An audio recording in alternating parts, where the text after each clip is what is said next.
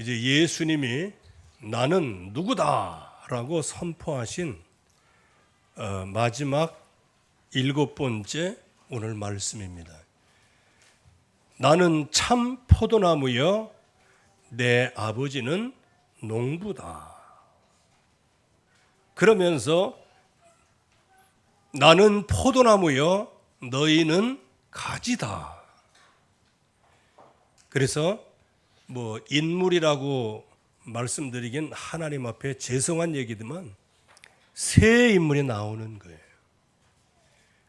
농부 대신 하나님이 나오시고요. 그리고 참 포도나무 대신 예수 그리스도가 나오고요. 그 가지된 저와 여러분들이 이제 나오게 되어진 거예요. 이건 도대체 무슨 말씀이실까요? 이만큼 굉장히 중요한 연합관계라는 겁니다. 그래서 오늘 이 약속의 말씀이 여러분들의 심령 속에 영원히 각인되고 뿌리 내릴 수 있기를 주의 이름으로 축원합니다. 이유가 뭐냐? 그리스도가 꼭 필요한 이유가 뭐냐? 그는 지금까지 말씀을 드린 것과 같이 이 시대적인 문제가 있어요. 우리는 문제 그러면 당장 우리의 눈앞에 오는 문제만 보거든요. 그래서 그런 얘기가 있어요. 어리석은 자의 눈은 앞에만 보는 거고요. 지혜로운 자의 눈은 멀리를 본다고 얘기하는 거예요. 거의 대부분 조금 문제가 오고 시험이 오고 그러면 당장 눈앞에 들려지는 거, 보여지는 거, 내 손에 잡혀지는 거, 거기에 매몰되다가 뭐를 못 봐요? 멀리를 못 보는 것이죠. 그래서 저와 여러분들은 우리의 인생의 개인의 문제도 잘 알아야 하지만 이 시대의 문제가 뭔지를 알아야 되는 것이고요. 이 시대의 문제는 곧 개인의 문제요. 개인의 문제는 곧 시대의 문제가 되기 때문에 그렇습니다. 그래서 늘 말씀을 드리는 대로 이스라엘이 한 국가로 탄생한 것은 출애굽에서부터 시작이 된 겁니다. 즉 하나님의 백성의 공동체로, 즉 교회로 시작되는 것이 바로 출애굽부터 시작이 되어지는 거예요. 그런데 이 출애굽을 해서 양의 피를 바르고 구원받고 해방을 받았는데 하나님은 1세대가 지난 다음에 한마디로 말씀을 정리를 하셨어요. 이들이 내 말을 청종하지 않았다. 이거는 하나님의 진단입니다. 하나님의 말씀을 청종하는데 실패했다. 그래서 신명기 8장 1절에서 6절까지 말씀해 보면 내가 너희를 광야를 걷게 하고 추리고 목마르고 배고프게 한 것은 너희가 하나님의 말씀을 따라가나 안 따라가나 그것을 보려고 하심이고 또 그 말씀을 따라가는 그 중심이 어떠한가 그것을 보시려고 했다는 것이에요. 목적은 뭐예요? 사람이 떡으로만 살 것이 아니요 하나님의 입에서 나오는 말씀으로 살 것이니라. 그런데 이 하나님의 백성들이 열심히 하는 것처럼 보였지만 10번이나 하나님을 반역했다고 말씀하시면서 한 가지 포인트를 찝어주시는 거예요. 바로 그 포인트가 저와 여러분들에게 주시는 메시지예요. 이들이 내 말을 청종하지 아니하였다 그랬어요.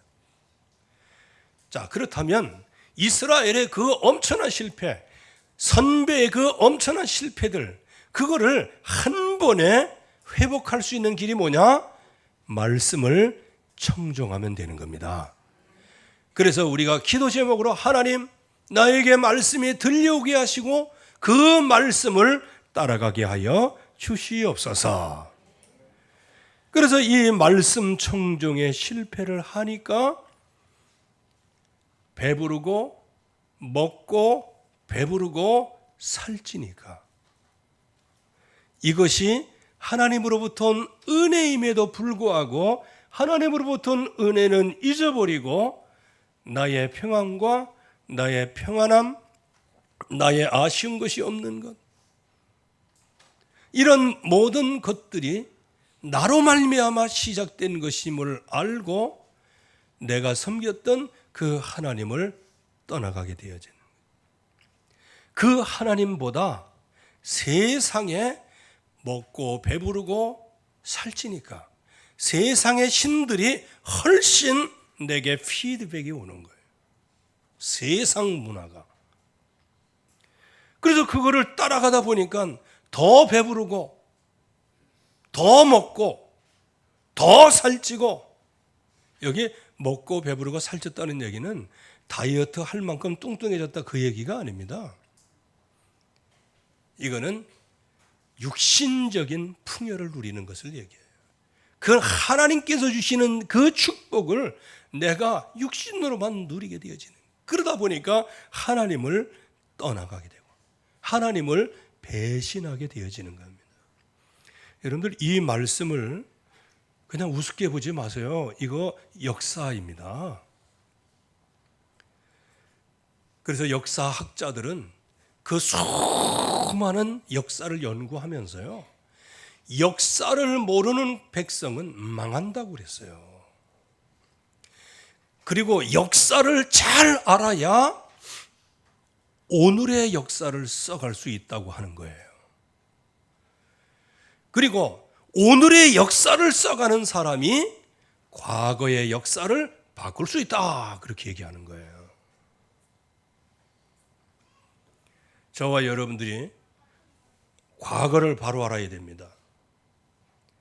그래서 오늘 나를 구원하신 그 주님의 은혜를 감사하면 그 지저분하고 그 사람에게 내놓지도 못할 만큼 부끄러운 모든 과거가 어떻게 되어야 돼요? 영세전 창세전에 나를 골라 뽑으셨구나라는 과거가 되는 거예요. 귀 있는 자는 들을진저. 그래서 결국에 가서는 하나님의 백성이 말씀 청종에 실패를 하게 됩니다. 그랬더니 결국은 그 후대가 먹고 배부르고 살찜으로 하나님을 떠나가게 되어지는, 배신을 하게 되어지는 거예요.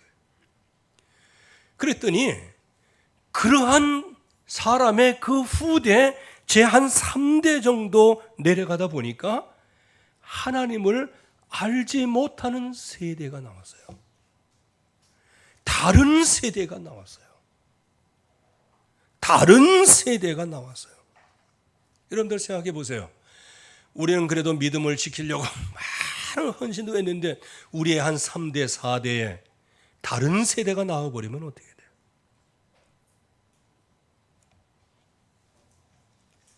저와 여러분들이 그동안에 일구어놨던 여러 가지들. 그래서 옛날에는 어머니들이 밥을 뜰 때 있잖아요. 그때도 압력밥솥이 있기는 있었어요. 압력밥솥은 아니고 전기밥솥. 그러면 제가 어디 이렇게 딱 가 보면요, 딱 열면 이거 이렇게 해갖고 공기를 섞어야 그 맛이 좋잖아요. 그거 뜨기 전에 쫙 십자가를 그리고 뜨는 거예요. 난 처음에 이상하게 생각했어요. 왜? 내 문화가 그 별로 그런 문화가 아니었기 때문에. 근데 지금에 생각해 보면 그분들은 모든 전기밥솥에 밥을 뜰 때도 그 전에도 주님의 그 십자가를 기념하면서 밥을 뜨고 그러는 거예요. 근데 요즘엔 밥 먹을 때 기도나 하고 먹을란가 몰라? 여러분들 빼놓고 이제 이만큼 지금 역사적으로 흐름이 흘러가고 있다는 거예요. 그게 한 번의 격변의 시간표면은 금방 깨닫는데, 이거는 개구리를 통해 놓고 그냥 몇십 분 만에 1도씩 올려가기 때문에요. 나중에 자기가 그 안에서 개구리가 삶아 죽는 줄도 모르고 죽는 거예요. 그래서 어떤 분이 그거 실제로 실험을 했어요. 우리나라 사람이 실험을 했어요. 1도씩 쫙 올려갖고 100도로 올렸어요. 근데 개구리는 한 번도 정해보지도 못했어요. 근데 100도를 끓이고 개구리를 거기다 집어넣었더니요, 팍 차고 올라와서 나오더라고. 지금 저와 여러분들이 이 흘러가는 흐름과 역사를 모르면 나중에 나도 모르게 삶아져 죽는 거예요. 여호와를 알지 못하는 다른 세대가 나왔어요. 그러니까 결국에 가서는 하나님의 말씀이 희귀하고 환상과 계시가 전무한 거예요. 말씀에 들려오질 않아요. 그러니까 결국에 가서는 자기들을 이끌어줬던 그 하나님을 배교를 하게 되죠. 하나님을 버리고 왕을 요구하는 거죠. 그때 이 사무엘이 너무 마음이 안타까워서 하나님 앞에 기도하잖아요. 그랬더니 하나님께서 사무엘에게 말씀을 하시죠.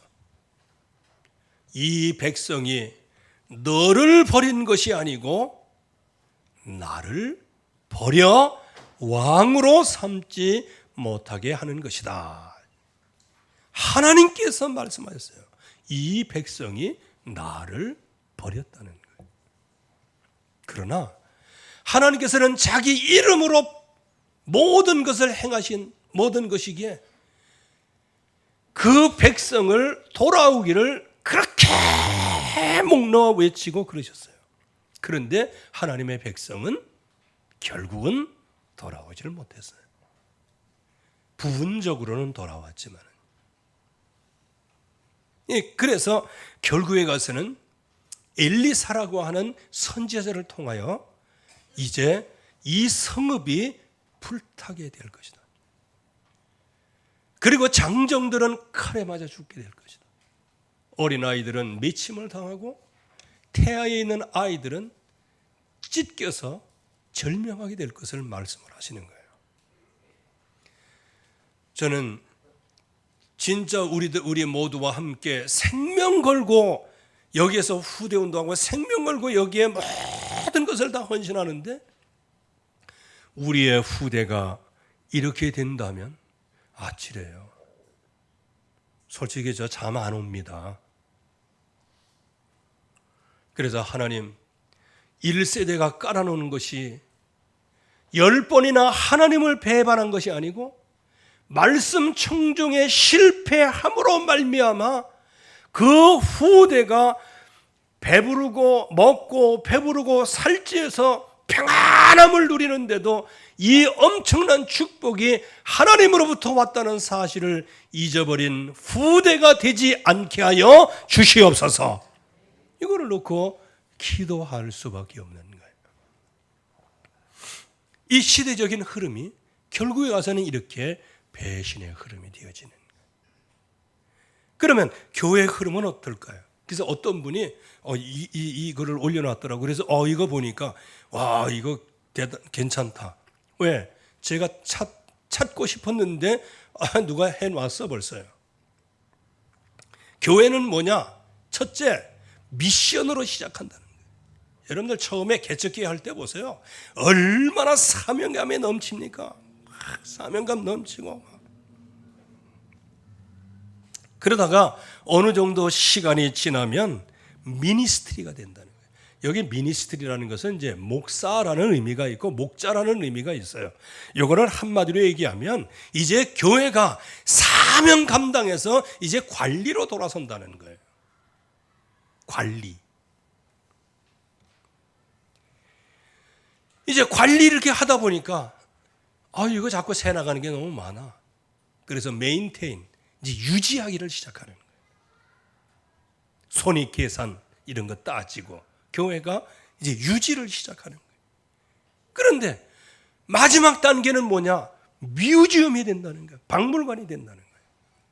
이거 박물관은 요즘으로 얘기하면 뭐 돈 되는 곳이라고 생각하는데, 원래 이 뮤지엄 박물관의 뜻은 시대에 뒤떨어진 것, 이런 뜻도 있고요, 더 이상 쓸모가 없는 것이라는 뜻이 이 뮤지엄이에요. 그래서 오늘 주보에는 고물로 표현해 봤어요. 어찌 사명으로 시작한 교회가 고물이 돼버리고 말았어요. 여러분들이 사명자로 시작한 신앙생활이 고물이 돼버리고 말았어요. 그래서 우리가 정말 하나님 앞에 이 그리스도라야 하는 이유를 발견해야 되고, 하나님의 말씀을 청종하는 것이 얼마나 중요하다는 것을 우리가 알아야 됩니다. 그래서 여기에서는 세 가지 부제가 있어서 그렇죠. 세 가지 부제. 그건 뭐냐? 이스라엘이 애굽에서 출애굽할 때, 그때 하나님께서 그 백성 전체에 붙여주신 이름이 있어요. 무슨 이름? 5글자인데 이거 알아맞히면 제가 짜장면 사지요. 탕수육과 함께. 뭐예요? 대답 나오기 전에 내가 얘기지. 여호와의 군대! 그랬어요. 저와 여러분들은 뭐냐? 여호와의 군대예요. 아멘? 여호와의 군대예요. 저와 여러분들은 하나님의 군대예요. 그리스도의 군대란 말이에요. 그러면 이 좋은 군사로 응답을 받아야 되는데, 하나님의 백성이 이 가장 중요한 이것을 놓침으로 뭐가 없어졌어요? 지혜와 계시의 정신이 부재한 거예요. 즉 하나님께서 주시는 지혜, 말씀이 있어야 그 말씀의 인도를 따라가는 거. 그게 지혜예요. 계시는 뭐냐? 말씀이 있어야 그 말씀을 통하여 이 시대에 하나님이 원하시는 것이 보이는 거예요. 그러니까 이제 말씀이 없으니까 어떻게 해요?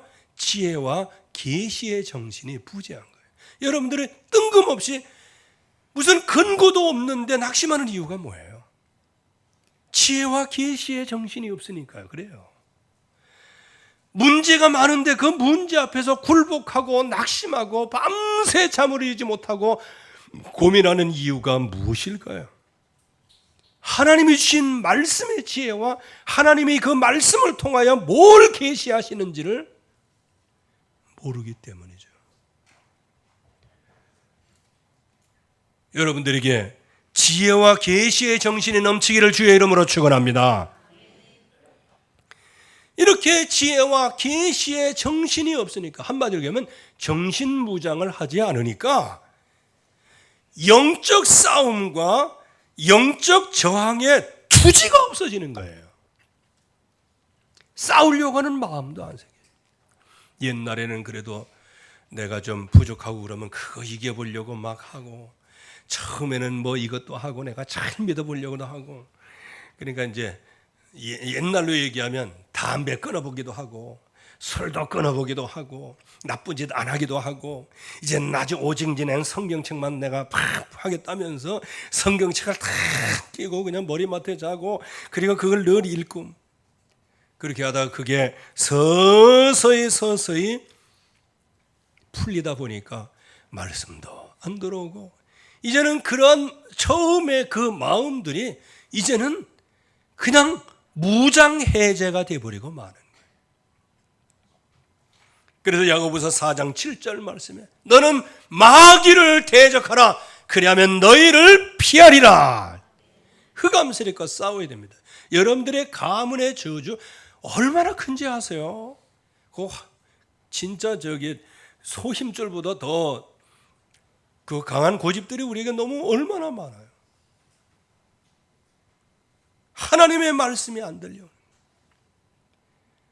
그래서 너희는 마귀를 대적하라고 말씀하시는 거예요.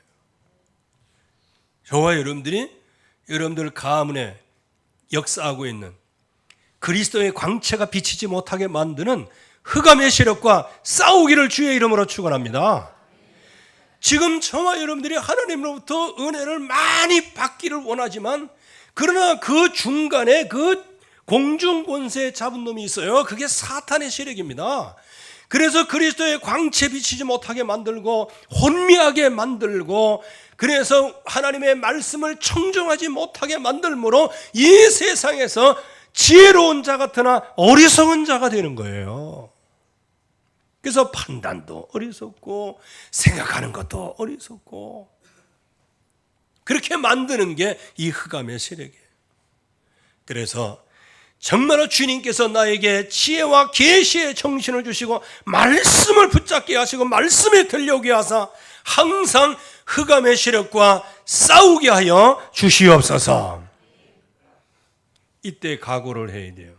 왜 싸우느냐 하는 거예요. 그래서 나의 달려갈 길과 주 예수께 받은 사명, 곧 하나님의 은혜의 복음 증거하는 일을 마치려 하면은 나의 생명을 조금도 귀한 것으로 여기지 아니하노라. 그래서 내게 사는 것이 그리스도니 죽는 것도 유익한 거예요.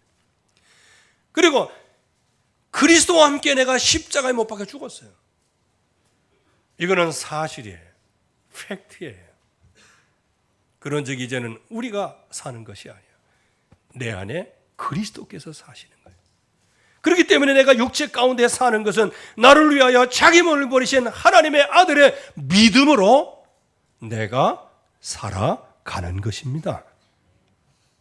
그러기에 항상 이 말씀을 따라갈 청정의 각오가 되어 있어야 하는데 이게 안 되는 거예요. 그러니까 처음에 성령으로 시작하였다가 육체로 마치게 되어지는 거예요.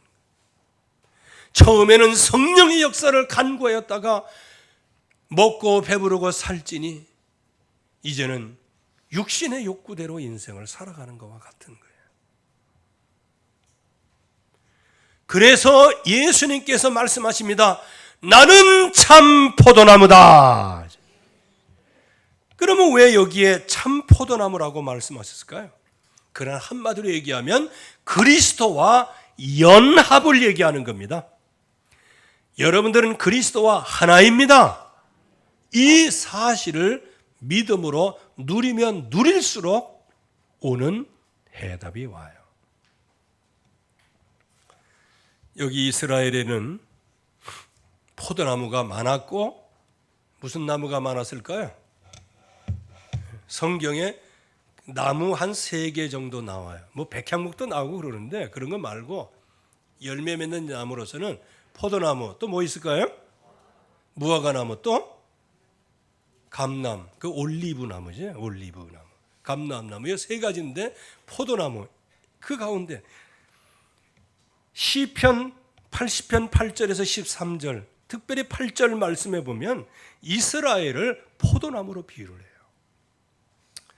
주께서 한 포도나무를 애굽에서 가져다가 민족들을 쫓아내 그것을 심으셨나이다. 그 말은 뭐예요? 애굽에 있던 그 백성들을 해방시키셔서 그 포도나무를 캐서 어디에다 심으셨다? 가나안 땅에 심으셨다는 거예요. 포도나무로.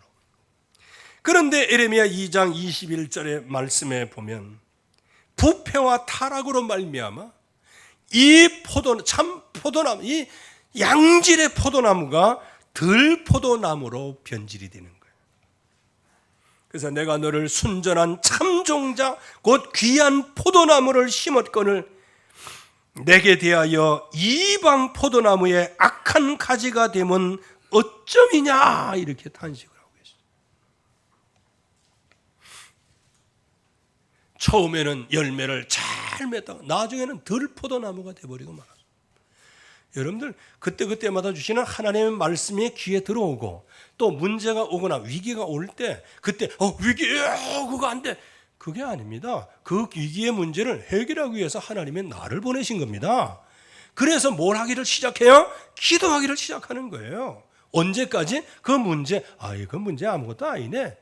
괜히 그냥 내 발만 저렸네. 이렇게 되는 겁니다. 기도 속에 있어야 한다는 것이죠. 그래서 호세아 10장 1절 말씀에도 이스라엘은 열매 맺는 무성한 포도나무라. 그 열매가 많을수록 제단을 많게 하여 그 땅에 번영할수록 주상을 아름답게 하도다. 이거 무슨 얘기인지 모르시죠?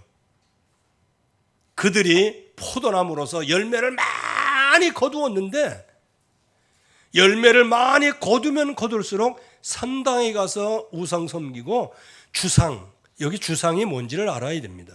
주상은 돌멩이든지 나무든지 이게 둥그렇게 깎아가지고 세운 장승 뭐 이런 거하고 같은 거예요. 신상이에요, 신상. 즉 열매 있는 무성한 포도나무로 하나님이 만들어 주시는데 그 포도나무 그게 열매를 많이 맺으니까 뭐예요? 산당에 있는 그런 주상을 아주 아름답게 꾸몄다는 우상 숭배했다는 거예요. 그래서 그 포도나무 열매를 맺던 그 포도나무가 들 포도나무가 된 그것을 주님께서 회복하시기 위하여 참 포도나무로 오셨습니다. 자, 포도나무 그러면 우리가 좀 그렇게 해야 되는데 포도나무들 이게 이제 접 붙이죠. 이렇게 가지에다 이렇게 접을 붙이고 그럽니다. 그래서 이제 우리나라의 좋은 나무들은 전부 다 그 접 붙이는 거예요. 그래서 옛날에 감귤, 귤 있잖아요, 귤. 그거는 희한하게 이게 1년에 농사 지어봐야 연화문 개밖에 안 달려. 이제 그러다 보니까 어느 집에 딱 가보니까 탱자나무가 얼마나 많은지 몰라. 왜? 딱 보니까 귤처럼 보였는데 가보니까 탱자야 요만한 거. 노란 게 그냥 노란 담을 이루잖아요. 그래갖고 그 탱자나무하고 감귤나무하고 계속 몇 년 동안 접을 붙인 거 아닙니까? 계속해서 붙이고 그렇게 해서 나중에는 어떻게 해요? 탱자만큼 열매를 많이 거두고 감귤처럼 아주 달콤하고 시큼한 열매를 많이 따게 된 거예요. 이게 접붙임이라는 거예요. 들 포도나무가 참 포도나무인 주님께 접붙임이 된 겁니다. 저와 여러분들은 육신의 한계가 있지만 주님께 접붙임 바 되면 주님으로부터 그 진액을 빨아 올려서 주님의 열매를 거두게 되어지는 겁니다. 이 연합의 원리인 거예요. 그래서 나는 참 포도나무다. 그리고 내 아버지는 농부다 그랬어요. 그래 농사. 여기 농사 그럴 때 여기 허즈번들이라고 이제 나와 있는데 이 말씀은 한 분야의 농업 전문가의 뜻이 있어요. 즉 하나님께서는 물론 다 전문가이시지만 가장 핵심적으로 아주 전문적으로 하시는 일이 있는데 그거는 하나님의 백성을 보호하시는 일입니다. 그게 하나님의 백성을 보호하시는 일이에요. 그 백성을 보호해서 모든 민족을 살릴 수 있도록 하나님께서 그렇게 하시는 것이죠. 전문 포도나무 관리를 얘기하는, 즉 저와 여러분들을 못 고칠 질병이 없으십니다. 그리고 저와 여러분들이 가지고 있는 모든 해결 못하실 고민이 없으세요. 여러분들이 정말로 하나님의 말씀이 안 들려오기 때문에 이게 열린 환상과 계시가 없어서 그렇지, 하나님 앞에 서기만 하면 하나님으로부터 들려오는 말씀으로 모든 것을 해답으로 얻을 수 있습니다. 그래서 예수는 그리스도 모든 문제 해결자, 이게 이제 마음에 들어오기를 시작하는 거예요. 무엇을 얘기할까요? 그리스도와 연합한 모든 교회를 주관하시는 분이 하나님이세요. 우리 교회에 주관하시는 분은 하나님이십니다. 그래서 고린도전서 3장 9절 말씀에는 너희는 하나님의 밭이다 그렇게 말씀합니다. 즉 저와 여러분들은 하나님이 관리하는 밭이에요. 농부로 표현하셨지만 하나님은 나의 농부가 되는 거예요. 나는 하나님의 밭이 되는 거예요. 하나님은 지금 나를 향하여 뭐 하고 계세요? 농사를 짓고 계시는 거예요. 저는 어디 가든지 늘 자랑하거든요. 성주 참외가 제일 맛있다면서. 그랬더니 참외 보내달라고 전화까지 오고 그래. 왜 참외 안 보내느냐고. 내가 보내준 적이 없는 것 같은데 안 보내느냐고 자꾸 그래. 하여간 진짜 맛있다면서. 왜냐? 거기 가면 뭐 어디 이렇게 하고 이렇게 하고 진짜 그 맛이고 거기에 하는 모든 것 전부 다 내가 쭉 설명했더니 그거 맛있겠네 그러더라고요. 내가 어디 가든지 그거를 자랑을 해요. 왜? 진짜 성주만큼 그 참외 전문가들이 그렇게 흔치 않는 것 같아요. 이 말씀을 왜 드리냐면 농사에 참외 농사에 아주 전문가예요. 하나님은 저와 여러분들을 농사를 하고 계세요. 이거 이해하셔야 되는데 여기 저 텃밭 얻어 갖고 하시는 분들 그 밭 아무렇게나 보지 마세요. 그 밭은 나다 생각하고 이거를 관리하시는 분은 하나님이 관리하시는 거예요. 저와 여러분들은 누구다? 하나님의 밭이다. 저와 여러분들은 하나님의 밭입니다. 그러기에 하나님께서 완벽하게 열매를 거둘 수 있도록 우리를 지금도 지도하고 계시는 겁니다.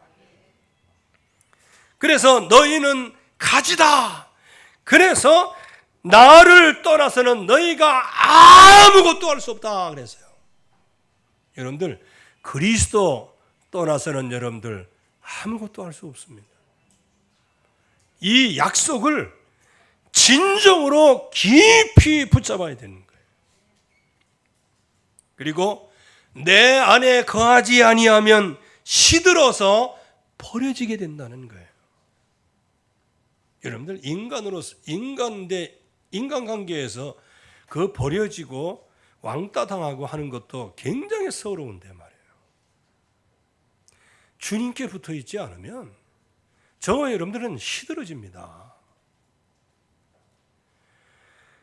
즉 교회가 미션에서 시작해서 미지움으로 끝난 이유가 뭐예요? 너무 선줄로 생각하다가 그냥 넘어져 버린 것과 같은 거예요. 주님을 떠나서는 아무것도 할 수 없는데 그 주님의 자리에 내가 들어서 있고 그 주님의 자리에 개인이 들어서 있고 그 주인의 자리에 다른 것들이 들어서 있으므로 이 하나님의 말씀 청정이 시름시름 약해지는 거예요. 여러분들 기술은 1년짜리 기술하고 5년짜리 기술하고 10년짜리 기술하고 다릅니다. 운전도 1년차, 2년차, 10년차, 30년차 다릅니다. 기능의 차이가 있는 거예요. 하물며 예수 믿는 그 연수의 기능은 도대체 어디 갔느냐 그 말이에요.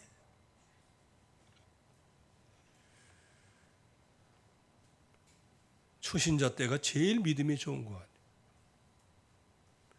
나중에 이제 더 올라갈 때가 없어서 그런지 그때부터 그냥 고목이 돼가지고. 여러분들은 미션에서 시작하여 미션으로 마치시기를 주의 이름으로 축원합니다. 말씀 청정으로 시작하여 청정의 열매를 거두시기를 주의 이름으로 축원합니다. 왜냐?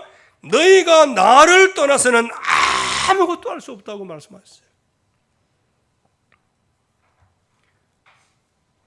그래서 내 안에 거하지 아니하면 시들어서 버려진다는 거예요.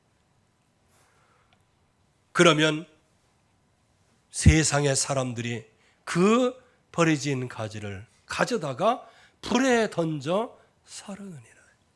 세상을 정복해야 할 사람들이 도리어 세상 사람들에 의하여 소멸되는 거예요. 교회 소멸이 바로 이렇게 되어지는 거예요. 여러분들은 잘 모르겠습니다. 저는 이 교회 소멸만큼은 막아야 되겠다고 생각을 합니다. 어쩌면 제 인생의 마지막 사명인지 몰라요. 주여, 우리 교회만이라도 교회 소멸을 막게 하여 주시옵소서. 자, 그러려고 하면 결론적으로 청종할 말씀이 하나가 있어요. 언약을 붙잡아라. 어떤 언약이냐? 내 안에 거하라. 예수 그리스도 안에 거하시기를 바랍니다. 나도 너희 안에 거하리라. 그럼 여기에 거한다는 건 뭐예요? 동고동락이잖아요. 그래서 요한계시록 3장 20절 말씀에 내가 문 밖에서 문을 두드리노니 누구든지 내 음성을 듣고 문을 열면 내가 그에게 들어가. 우리는 뭐 하면 돼요? 마음 문을 열면 돼요. 주여 말씀하옵소서. 주여 말씀하옵소서. 내가 듣겠나이다. 이게 모든 소통의 시작이에요.